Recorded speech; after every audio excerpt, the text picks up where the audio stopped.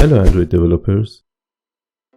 Have you ever wanted to have the power to debug your app by injecting custom responses as a result of an API call to check the app behavior on the go? To be more specific, to debug an app with the possibility to pause and change whatever you need for your test cases from an API call exactly when it happens without any backend developer involved. For this type of testing, there are tools called Proxy that act as a man in the middle, which mostly are not free. But today I want to present to you a free and powerful proxy tool and how to set up and use it. But before I start, please subscribe to this channel for more support and hit the bell button to get notified whenever there is a new video. With that out of the way, let's start. My name is Mohsen, and today I want to introduce another app debugging tool. mitmproxy is a free and open source interactive HTTPS proxy. It has command line CLI, web interface, and also Python API. It can be used to intercept, inspect, modify, and replay web traffic such as HTTP1, HTTP2, WebSockets, or any other SSL or TLS protected protocols. You can on the fly modify requests and responses before they reach their destination and replay them to a client or server later on. To do the setup, do not forget that both devices should be on the same network. You have to start the mitmproxy app and change your device network setting to use mitm IP and port as the network proxy.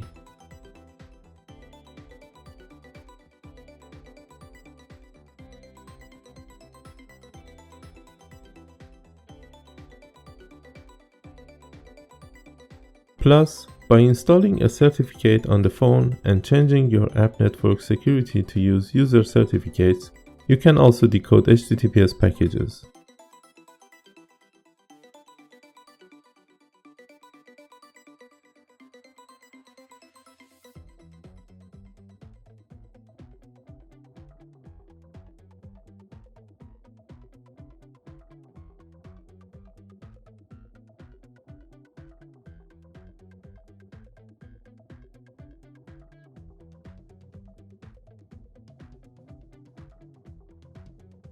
By setting a proper filter for the APIs you are interested in on the intercept field of the web interface, you can pause the network flow and change the request or responses.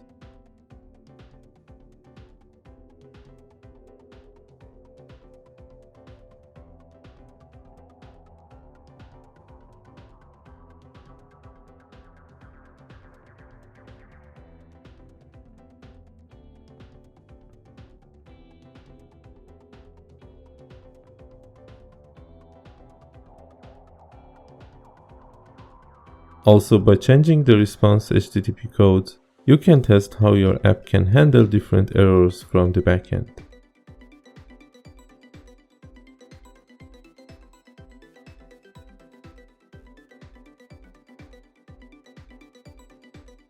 I will put the mitm website and GitHub repository links in the video descriptions.